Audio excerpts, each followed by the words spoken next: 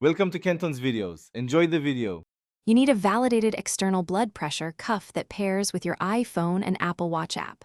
Once paired, open the cuff's companion app on your watch or phone and choose the single measure option. Make sure the watch fits snugly and your sleeve is out of the way.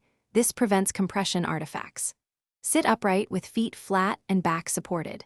Start the measure from the watch if available.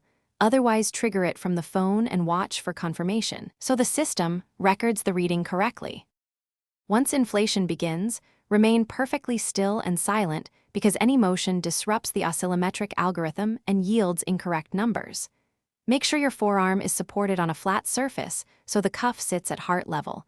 Even a few centimeters changes readings. The Apple Watch heart rate sensor can stabilize concurrently. Wait a beat or two so both inputs settle. Breathe normally and relax shoulders. The cuff will cycle automatically and display systolic / after the cuff finishes, save the reading directly to the Health app so your Apple Watch and iPhone keep a history. Make a quick note about posture or arm used. Consistency improves trend accuracy. If numbers seem off, verify the cuff size and placement, check Bluetooth connection and cuff battery, then repeat after 5 minutes. For persistent discrepancies, replace or recalibrate the cuff per the manufacturer. And remember, wearable sensors can assist, but clinical decisions should rely on validated devices and professional advice.